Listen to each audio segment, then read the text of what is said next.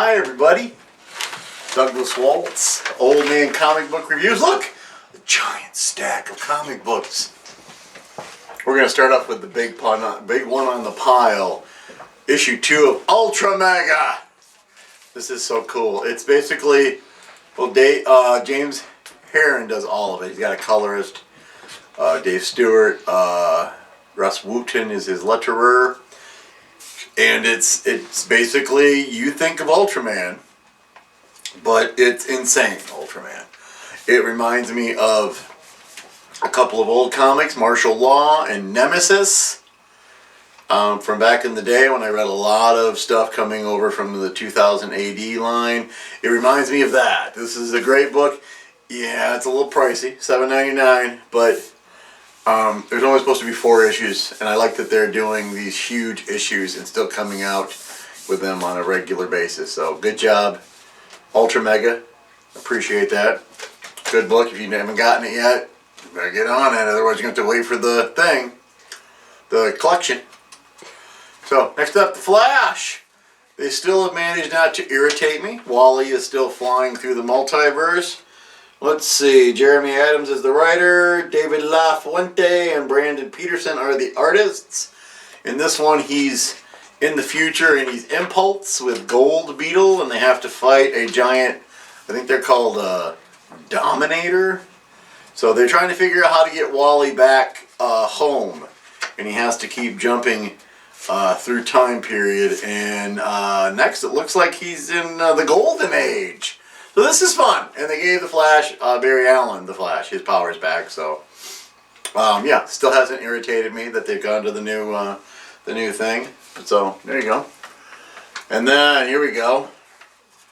We have Chris Samnee and Laura Samnee in Jonah and the Unpossible Monsters. It's basically this girl looking for her little sister. In a wild, crazy place. She finds her sister, but her sister has gone just completely feral. And you still get wild, crazy, double things like that. There's this whole section of the book where nobody's talking because, you know, in real life you don't really talk to yourself when you're out in the woods by yourself. So I like where they're going with this. I'd like to see how long they can keep it going. So this is good too. Another independent book. This one's coming off Oni Press. Into Marvel, The Trials of Ultraman. This is the second of the series. They keep giving me the photo covers. Be jealous, because those are mine. Writers are Kyle Higgins and Matt Groom. Artist is Francesco Mana. And we finally get that he's confessed to his dad that he's Ultraman, and there's really not a lot of time that he's allowed to be Ultraman. There's like a ticking clock every time he becomes Ultraman, so he uses it sparingly at best, basically.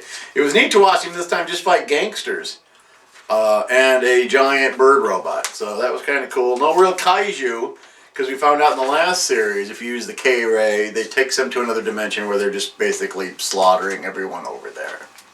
So, new series, 5-issue miniseries of Godzilla. I think it's got a subtitle, Monster Protectors?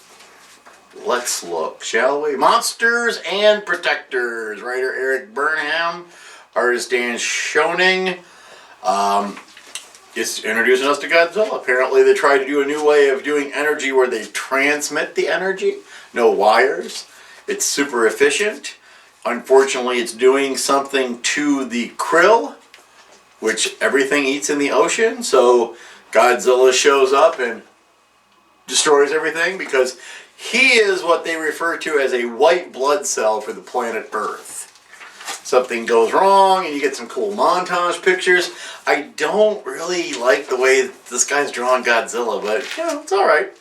I'll get it. It's Godzilla, so that's how that works. And the cool variant cover with Mothra, so I'm hoping, since I saw an egg at the end of this one, we'll see some Mothra. 5 issues, unless they, you know, go farther. Back in the day, they had Godzilla Rulers of the Earth. It was supposed to be a 5 or 6 issue miniseries, went for like 35 issues. Alright, and then out of Kaboom, we've got written and illustrated by Christine Larson from Adventure Time fame. We're up to issue 3 of Orcs. Orcs is a blast because everybody in this comic book is an orc. There's nothing else but orcs. There's good orcs, bad orcs. Once in a while they run into a troll.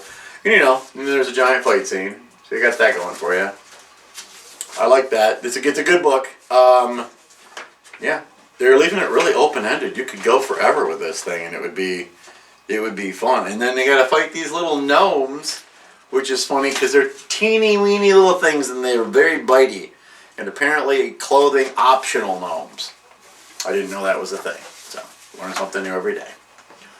Then we got Marvel. Ta-da! Black Knight. Ah! Well, that one's not meant anymore. Alright. Yep, Curse of the Ebony Blade, where he's learning more about, how is it possible that last issue you cut off my head and now I'm just fine. So, written by Cy Spurrier and Sergio Davila. Inker is Sean Parsons. Colorist is Arif Prianto. So, as far as we'll go with that. And so it's basically him learning about how his power. This is a wordy book. This is a very wordy book. But if you like the Black Knight, it goes into so much detail. And then there's a big surprise at the end that I will not spoil for you. Elsa Bloodstone's in it, so happy times there. And I won't spoil the surprise at the end because it made me laugh out loud. So you'll have to pick that up if you want it. I liked it. Black Knight's always been a favorite. Alright, now we come to this nonsense. This is Stray Dogs. This is the 3rd issue. This is probably the last issue I'm going to read.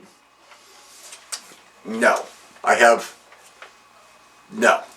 This is a murder mystery with dogs, and they make the dogs very, very Disney-esque. Very Disney-esque.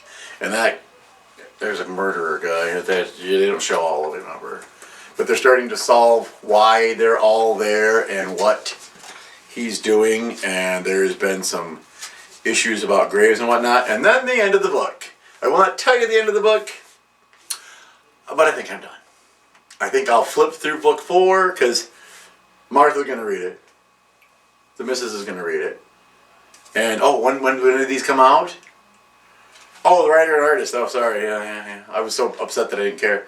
Writer Tony Fleeks. Artist Trish Forstner. And this would have been 21st. The 21st. April 21st books. Yeah.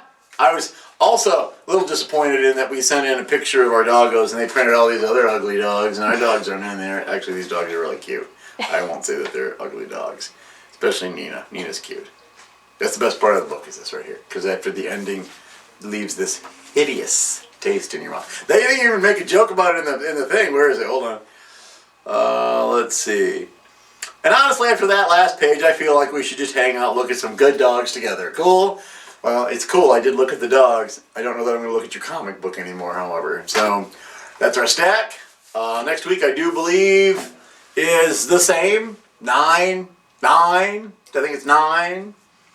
So, and Sophie and Theo, thank you very much for coming over today and helping me plant squash and zucchini and marigolds and doing stuff in the yard with us and running Grandpoo ragged. I'm beat. So, thank you very much for coming over. I love you very much, and I will see you next Sunday. So, the rest of you, go buy some comic books. Go to your comic book store. Spend a couple bucks. Bye.